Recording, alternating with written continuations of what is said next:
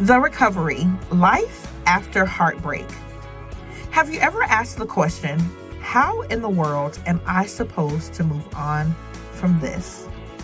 Perhaps this is the loss of a loved one, a spouse, a child.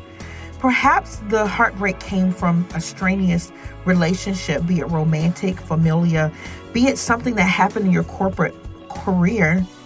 Whatever has caused you heartbreak, you are in the right place, because here at the recovery, you are going to find love, support, and you are going to recover. You're going to hear stories of those who have experienced transformation and restoration. You'll also hear stories of those who will never see either of those things. Yet, there is life after their heartbreak. If you'd like to tell your story, please click the link in the bio to apply to be on the podcast. And if you are chosen, you will hear from one of our team members. Thank you in advance for listening. Welcome back to the Recovery, Life After Heartbreak. Here at this podcast, we discuss just that, how to recover from heartbreak. No matter how the heartbreak was caused, whether it was through the loss of someone, whether it was through actual physical loss as in their death, or as in the death of a marriage and divorce, or a bad familia relationship, whether it's parent and child, siblings, parent to parent, whatever your loss has been, whether maybe it was a job that you felt identified you, and now you are at an absolute loss of who you are. How do I recover from this? How do I move on? Where this is the place for you. It's absolutely the place for you. Well, one of the things we've been discussing the last month or so was about forgiveness. We've discussed boundaries, some other really healthy things. But I'm going to answer the question today, how do I start the forgiveness process? And the answer to that is the title of today's segment, and it is When Nothing Else Matters. When nothing else matters. Proverbs 19:11 reads as follows: good sense makes one slow to anger, and it is his glory to overlook an offense. Now, I know for some of you who are sitting on the other side of this, who are walking through heartbreak, you're like, how do I overlook the offense? The offense was cheating, abuse, neglect, whatever the offense was. How do I overlook it? Well, you can decide to get to a place of you either like feeling like I don't care about anything at all. I'm going to forget everything. I'm not going to believe in love. I'm not going to believe in relationships. I'm not going to believe that someone could love me if my parent didn't love me properly. You can have that attitude of total shutdown, but you can also take the other approach where it doesn't matter. So not caring about something and something not mattering to you is two totally different things. Now, when we're dealing with people that we love and that's a little more difficult, right? So if you're my coworker and we're really not that cool, then you not liking me ain't no skin off my back. But when it's a parent, when it's a family member, when you are in a tumultuous situation with someone that you love, it is difficult to decide that what they're saying and doing to you doesn't matter, because it's painful, it's hurtful. It breaks you at times. And sometimes it's difficult for us to say, hey, this broke me, or to say, hey, this really hurt me. This damaged me. This is really hurting me. And sometimes we have the misconception that if I show that shows a weakness, but really what it shows is a strength, because when we're able to be able to verbalize what we're walking through, that it's actual heartbreak, disappointment, that we feel let down by someone, that we just feel vulnerable now because now we've given you the opportunity to break our hearts again, and you did so. We try to white knuckle it, right? We just try to bear through it and keep going. But the reality is that at some point we have to acknowledge it. And then what we do as Christians is we give it to God, because he has said that he'll exchange our burdens for his.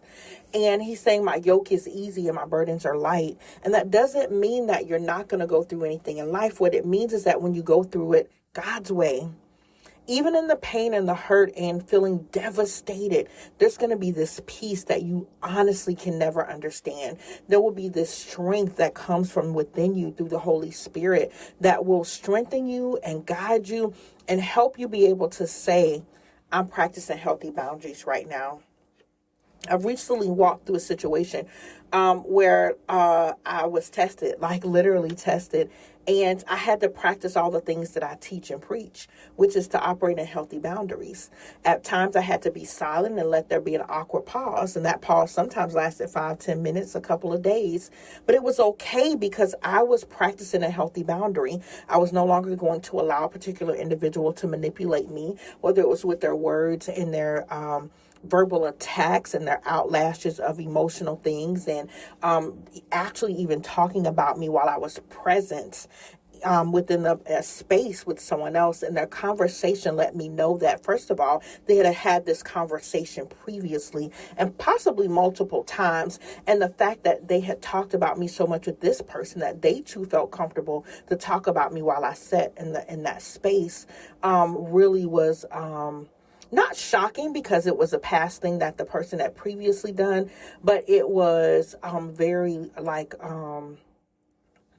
it made me sit back. And the thing that it made me do was, and I love God for this, is that he gave me peace in the situation. He actually allowed me to be quiet in the situation. Yes, I was justified. Yes, I could have said some things to check both of them. But God gave me such a beautiful peace to be silent and that he would speak for me. Because what was actually taking place is that God allowed me to see that an individual, although they had showed some change over a time period, that they still had certain feelings in reference to me, and that they had no problems with lying on me, putting me down in front of me. They had no issues with making something appear a certain way, because see, they banked on the fact that I would be quiet, right? They banked on the fact that I would be kind to them and not expose them. And I'm glad they banked on that, because now it is not me who will do the exposing. It is not me who will speak up, but God himself will step in and make this situation right. He's actually already done that by giving me the peace that he's given to me. Because when I tell you, the peace of God has been so sweet in my life as I've walked through these several weeks or months that I just have no words. That's when the Bible tells us about peace that is unexplainable. It says how the exact verbiage is peace that surpasseth all understanding. Means it surpasses, like not only does it pass your understanding, but it's so much greater than what you can understand that you'll never understand it. So you'll just have to rest in the peace that God has given you. How did I get there? I decided that nothing else mattered but what God has said about me. I've decided to believe what God has said about me, what he's called me to do, what he keeps speaking to me about, what his plans are for me, that matters more than anything, and that nothing else matters.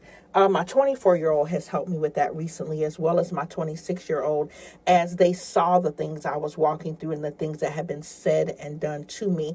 And they both just reminded me that the people who love you know who you are, that the people who love you are kind of sick of these people treating you the way that they've treated you throughout your life. However, nothing matters about what they've said. And then they reminded me through their counseling of me of something that I told them when they were younger. I would tell them both in reference to the other, refuse to be offended. Refuse it. It doesn't mean you don't have the right to be. It doesn't mean that you were not wronged and that you shouldn't stand up to justify yourself. But there will be times when you have to refuse to be offended and to keep your mouth shut.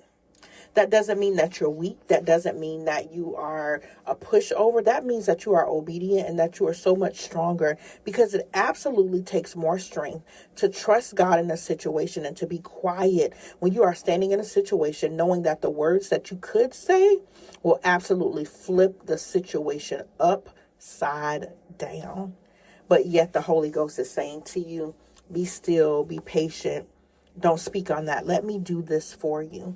And so to be able to rein in your physical emotions and that desire to speak for yourself is, again, it requires way more strength than it does for you to speak up for yourself.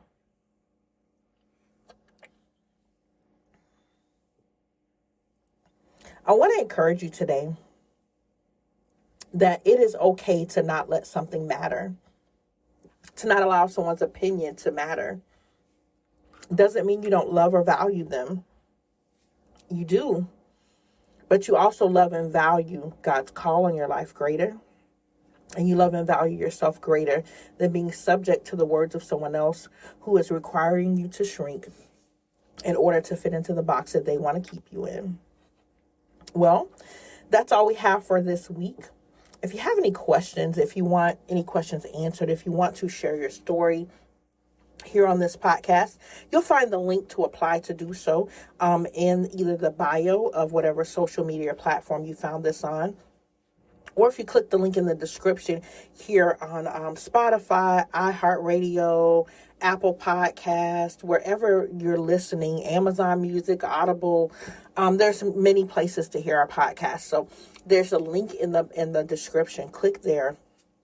Apply to be on the show. Now, applying does not guarantee you'll be on the show, but if you are selected, you'll be contacted by one of our team members, and we will walk you through the next steps of the process. But until then, remember to practice healthy boundaries, and that those who truly love you won't have a problem with your healthy boundaries. Well, until next time, you've listened to The Recovery, Life After Heartbreak, and I'm your host, Vivian Bell. Have a blessed and wonderful week. There is life after their heartbreak. If you'd like to tell your story, please click the link in the bio to apply to be on the podcast. And if you are chosen, you will hear from one of our team members. Thank you in advance for listening,